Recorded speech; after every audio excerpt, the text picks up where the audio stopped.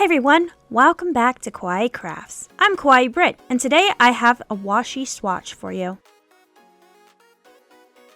I found a rogue washi set that I forgot to swatch for you way back when I posted my last Recollections tape swatch. I can't believe I forgot to post this one. I love Recollections washi tape sets. They have so many different options. I never had a problem with the adhesive, they stick well and are easy to peel and move around. They're also very easy to just rip, and they don't seem to fray. It was about $5 for this roll, and I don't regret any penny spent.